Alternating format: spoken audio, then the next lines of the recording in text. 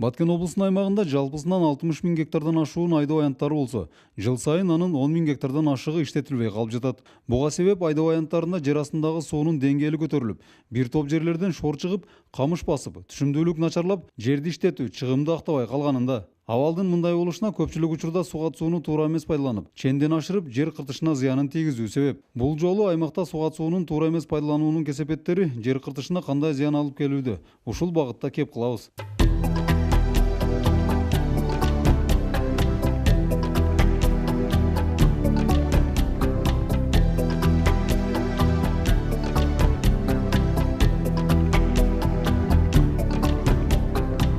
Баткен облысы боюнча 350 гектарга жакын жердин айдалбай калып жатканына жер астынан чыккан суунун деңгээли көтөрүлгөнү себеп болгон. Мындан тышкары Баткен району жана Баткен шаарынын аймагынан эле 3000 гектардан ашуу айдоо аянты туздуулугу ашып, камыш басып, дыйкандардын мээнетин толук актабай кала тургандай абалга жеткен. Мунун айынан дыйкандар жерден жарытылуу түшүм ала алышпай, өрүк бактары да кыскарып кетүү коркунучунда десек болот. Дыйкандардын мындай абалга кабылышын өз учурунда жер астындагы суулар кетүүчү каналдардын тазаланбагандыгы менен байланыштырышат. Гүлжамал Аямединова мындан 8 жыл мурда үй бүлөсү жана жакын туугандары менен биргеликте дыйкан чарбасын уюштуруп, 10 гектар жер аянтына өрүк бактарын өстүрүшкөн. Акыркы жылдары жер астынан чыккан суулардын деңгээли көтөрүлүп, өрүк бактары куурай баштаган. Мындан тышкары жер аянтын камыш басып кеткендиктен эгинден да ойдогудай түшүм ала албай калды.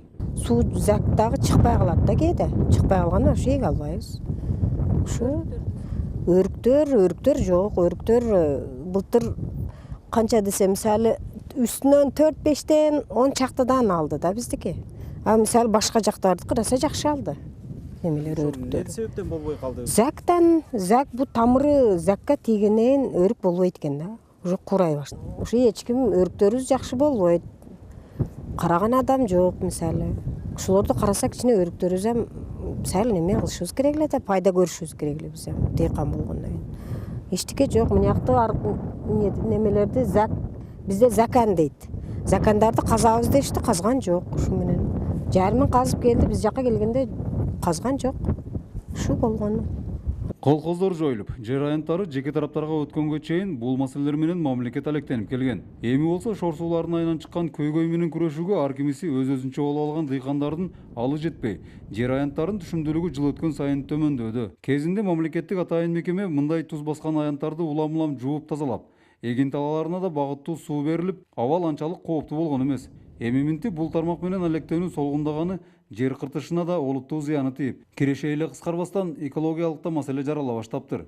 Баткен шаары менен Баткен районунун аймагында шор баскан жерлердин аянты 3470 гектарды түзөт. Бул шор баскандын себеби жер астында сулардын деңгээли көтөрүлүп, жер астында сулардын көтөрүлгөнүнүн негизинде шорлор жердин бетине чыгып кетип, ошону Илим изилдөө институтунун тарабынан Союз мезгилинде бул жерди промывка кылып жууп, миллиарддык иштерди аткарып турган элек. Ал мезгилден бери көп жыл өттү, токтоп калды дагы. Бул жерлер дыйкан чарбаларга берилип кетип, дыйкан чарбалар бул жерлерди иштетүүгө чаралары жетпей, кароосуз калып кеткен мезгил, азыркы мезгилде. Мамлекет тарабынан дагы акча бөлүнбөйт. Жеке чарбага эсебине өткөндөн кийин жеке чарбанын алы жетпей жаткан мезгилде. Атайын билими бар кишилер асылдуулугу жогору жерлердин шордуу аянттарга айланып жатышын жер иштетүү менен алектенбей, ар ким өз билгенин жасай берип, натыйжасы ушуга алып келди дешет. Анткени жер иштетүүгө маани берилбей, докторлор менен мугалимдер, эсепчилер менен айдоочулар да жер иштетүүгө далалат жасап калышкан. Ички чарбалык лотоктор менен каналдардын жарактан чыгып, аларга кам көрүү жок болуп жатышы эгинди суугаруу маданиятынын жоктугу, адистешпеген айыл чарбалык ушундай абалдын жаралышына түрткү болуп жатыптыр. Бул жер көтөрүлгөндөн кийин бул жерге эгилген эгин аянтындагы өсүмдүктөрдү кургатат. Айыл чарба өсүмдүгүн кургатса жердин асылдуулугу жоголот. Бардыгы агроном болуп жаралган эмес, төлкө суу коюшу менен эле түшүмдүүлүк алып жүргөн, ошентип жер кытышын бузуп алалар. Бул жерге айдоо аянтына келүүчү суга суунун дагы ички чарбалык каналдын иштен чыгып калгандыгы да чоң таасир берип жатат да азыркы мезгилде. Кышын шамал аркылуу учуп барат да башка жерде дагы туздуу кылып айланта баштайт.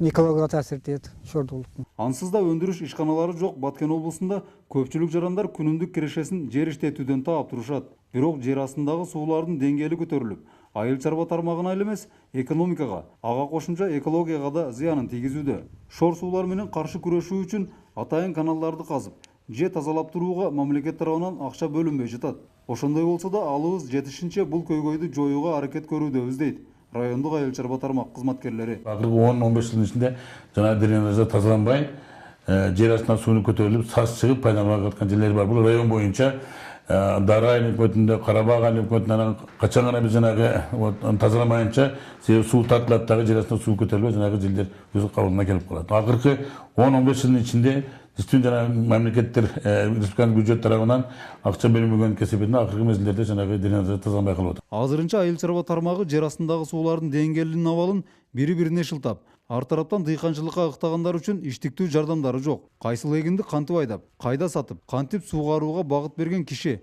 же кызмат да жок турат. Мелиоративдик кызмат болсо, облуста атайын адиси болгону менен жарытаарлык каражаты жок. Жер астындагы сууларды качырууга жетишерлик маани берилбей турат. Бирок күчтүн барынча аракет жасап жатабыз. Аздан болсо да дренаждык каналдарды казуу менен абалды кармап турууга аракет жасап жатабыз дешет. Албетте бул көйгөй чечилип калды дегендик эмес. Былтыркы жылга мына Карабак айыл өкмөтүнүн тургундарынын суроосу боюнча жер астындагы сууну төмөндөтүү менен сууга кайрадан пайдалануу үчүн 4 километр дренажды жаңадан казып бүттүк. Миратовский гидрогеологиялык экспедициясынын эсебинен. Бул эми сууна пайдаланууга нормадан ашыкча пайдалануу бул эгин өсүмдүктөрүнө зыянын алып келет. Ошон үчүн сууга туура нормасы менен пайдаланган эң жакшы нерсе деп эсептейм. Жанагындай бул жер астындагы сууну төмөндөтүү менен шордуулукту дагы азайтат. Дренажды казып туруу үчүн эң пайдалуу нерсе. Кээ бир дренаждарды ээлеп алган дыйканчарбалар бар. Жанагында ортосуна кайрадан баксарак тиккен, бул кайрадан жерди кыртышын бузат. Ошон үчүн суу пайдаланууда туура норма менен пайдаланган эң жакшы нерсе да. Норма менен пайдаланыш керек. Өзү ашыкча суу жерди кыртышын бузат да. Жанагындай нормасы менен ачкы пайдалануунун кереги жоктугунан ошон үчүн элге түшүндүрүү жүргүзүп туруш керек. Ар бир дыйканчарба кеңеш алып туруш керек. Суу пайдалануучулардан, адистеринен.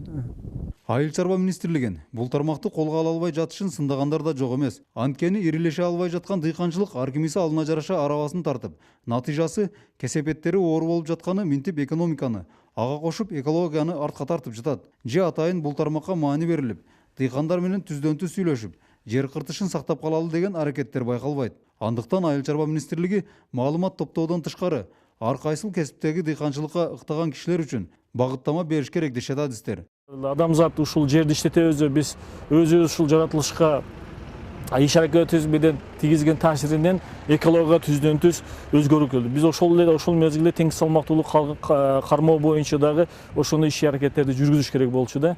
Ушул негизден эми жер астындагы суулар көбөйгөндөн кийин албетте бул өзүнүн жаратылышка дагы өзүнүн зыянын акырындап кичинекей болсо да таасирин тийгизе баштайт. Мүмкүн ушулардын бардыгы биздин ушул мамлекет деңгээлидеги мындай бир саясат же болбосо пропаганданын жоктугунан болуп атат. Анткени бүгүнкү күндө бул бир эле Баткенде эмес, бир эле Кыргызстанда болуп атат. Анткени байланыш ушул айыл чарбасын иштеткенде биз даже максаттуу эмне продукция өндүрүшүбүздү да билбейбиз. Биз базарды карап эле ошого байланыштуу жерди дагы аны ошол иштетүүдө агротехникалык шарттарын да карабай атабыз. Болушунча сууду коебуз, болушунча дары-дармектерди берип атабыз. Ошолордун баардыгы ушул деградацияга алып келди. Баткен облусу боюнча 60 000 гектардан ашык айдоо жерлери бар. Анын 6дан 1 бөлүгү түшүмдүүлүгү төмөндөгөн жүйө менен жыл сайын пайдаланылбай келет. Кээ бир аймактар камыш баскандан тышкары аппак болуп, тузу жер бетине чыгып турганы, курчап турган чөйрөгө канчалык таасири бар экенин эске алсак, ушул учурдан баштап бул тармакты колго алуу абзел экени талашсыз. Климаттын өзгөрүүсү эле эмес, мөңгүлөрдүн тездеп кыскарышы, калктуу конуштардын чети камыш баскан сазга айланышы көп жыл өтпөй эле оор маселе жаратышы белгилүү.